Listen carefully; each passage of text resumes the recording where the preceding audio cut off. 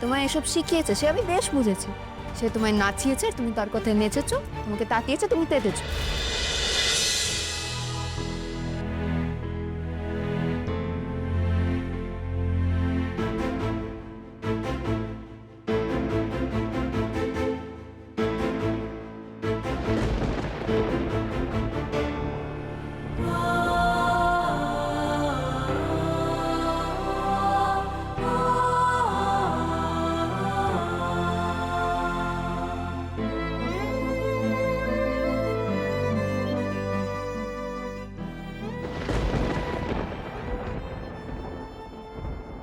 রাজু, তোর এত মেজাজ কিসে দে? হ্যাঁ, আমি কি অন্যায়টা করেছি? হ্যাঁ, কি অন্যায়টা আমি করেছি যে তুই আমার উপর রাগ দেখাচ্ছিস? নিজের বউকে শ্বশুর বাড়িতে নিয়ে আসা কি অন্যায় বুঝি? তোর ওই পরের বাড়িতে পড়ে থাকতে খুব ভালো লাগে না? কিসের এত মধু আছে তোর ও বাড়িতে? আস্তে কথা বলো। তোমার মনের নোংরা ভাবনা চেঁচিয়ে চেঁচিয়ে সবাইকে শোনানোর আমার কোনো দরকার নেই। থাম তুই। তোদের এই শহরে চেপে কথা বলার স্বভাব আমার ধাতে আসে নে। আমি তো কোনো চুরি ডাকাতি করি নে যে ফিস ফিস করে কথা বলবো। আমি যা বলবো জোরে বলবো, যে শোনার শুনবে। আমি কারোর পরোয়া করি নে লাজু।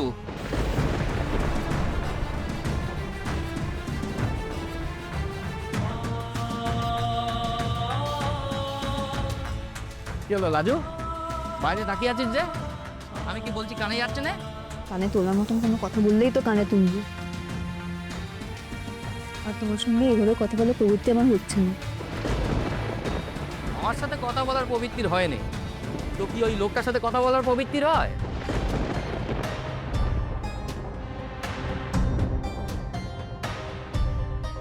তোর বাবা তাকায় না তো আমার দিকে। আমিও মেজাজ দেখিয়ে ফেলছি, 10টা দিন তো মাঠে মারা যাবে এমনি মেজাজ করে তাকলে। রাজু, রাজু দে, এমনি রেগে তাকিস নে আমার পরে। তুই আচ্ছা, তুই তো জানিস যে আমার বুদ্ধি শুদ্ধি কম, তাই একটু বেশি কথা বলে ফেলেছি। তা বুদ্ধি শুদ্ধি কম বলে অন্য লোকে যা বুদ্ধি দেবে তুমি তাই মেনে চলবে? এটা কেমন কথা? অন্য লোক মানে? তুমি আজ কার বুদ্ধিতে এসে ওইসব কথা বললে, মেজাজ দেখালে?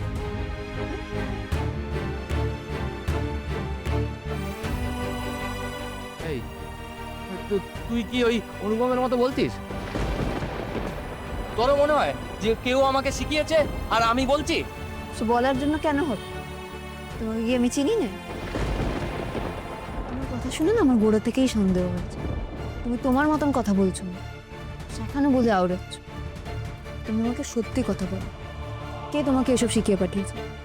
তোমার মা? এই রাজু, খবরদার বলছি, কোনো আজে বাজে কথা আমি শুনবো নে। আমার মাকে নিয়ে কিন্তু কোনো কথা আমি সইব নে। সে ঠিক আছে, সে তিনি না বলে থাকলেও কেউ তো তোমাকে এই বুদ্ধি দিয়েছে, তোমায় এসব শিখিয়েছে, সে আমি বেশ বুঝেছি। সে তোমায় নাচিয়েছে, তুমি তার কথায় নেচেছো, তোমাকে তাকিয়েছে, তুমি তেতেছো। তাই এই ব্যক্তিটা কে? কে আমার এত বড় উপকার করলো আমাকে একটু বলো না। বলছি তো, আমাকে কেউ কিচ্ছুটি শেখায়নি। আর কেউ কিছু শেখালে আমি অমনি বলবো না? হ্যাঁ,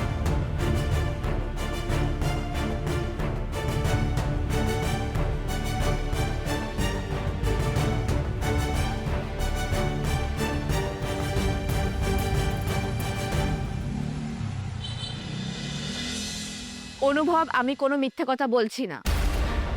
আমি ওই ইডিয়েট সুদীপকে কেন কিছু শেখাতে যাব, কেন কিছু বলতে যাব? I don't understand. Shut up, just shut up. একদম মিথ্যে কথা বলবে না। একটা মেয়ে তোমাকে আনকন্ডিশনালি হেল্প করার চেষ্টা করছে, তোমাকে বারবার আড়াল করার চেষ্টা করছে, আর তুমি ওকে বাড়ি থেকে বের করে দেওয়ার জন্য চেষ্টা করছো। হ্যাঁ, ওর বরের মাথায় নোংরা বুদ্ধি ঢুকিয়ে এখানে এনে ঝামেলা করানোর আগে তুমি দুবার ভাবলে না? থামো, তুমি থামো। লাজু কি করেছে? লাজু আবার উপকার করেছে, আমাকে সাহায্য করেছে। না অনুভব, লাজু কোনোদিনই আমাকে সাহায্য করেনি, উপকারও করেনি। ও শুরু থেকে শুধু তোমার উপর নজর। যতদিন আমি ছিলাম না ততদিন ভালো ছিল, তোমাকে বশ করার চেষ্টা করেছে, আর তুমিও প্রশ্রয় দিয়েছো। এখন আমি চলে এসেছি না, তারপর থেকে তোমাদের মুশকিল হয়েছে, তাই এভাবে রিয়াক্ট করছো। এই শাট আপ। এ তোমার লজ্জা করে না? হ্যাঁ, এসব কথা বলতে? এতটুকু লজ্জা থাকলে না তুমি এই বাড়িতে এসে থাকতে না, আমার ঘাড়ের উপরে উঠতে না। তো তুমি কি করে এত জোর গলায় কথা বলছো আমি ভাবতেই পারছি না। বললো কেন, তোমার তো কীর্তির শেষ নেই।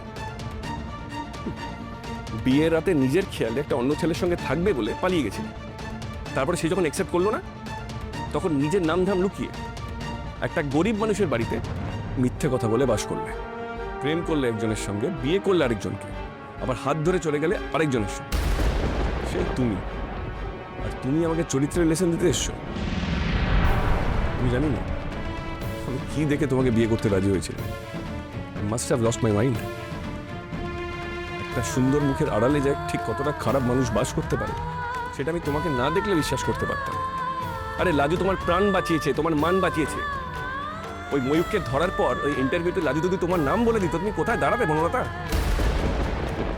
সত্যি তুমি পুরোপুরি একটা আনগ্রেটফুল মিন মহিলা।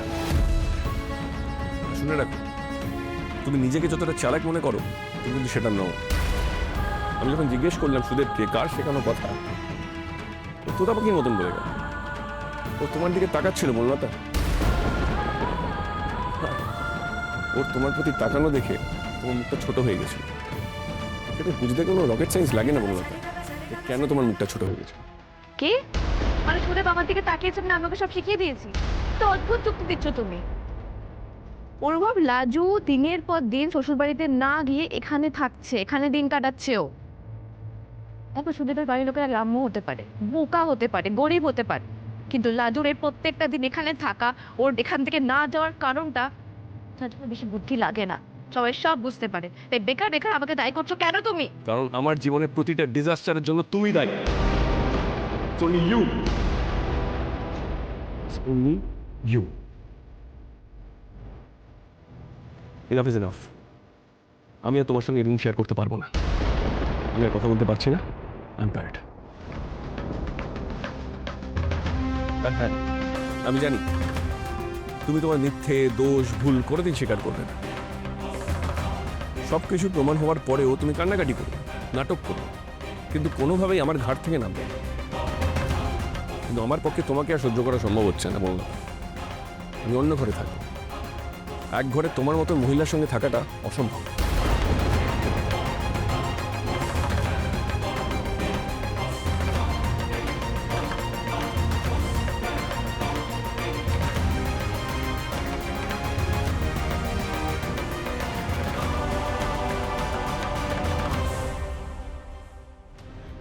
কোনো ভদ্রলোকের বাড়িতে এরকম কুৎসিত ঘটনা ঘটে আমার জানা নেই।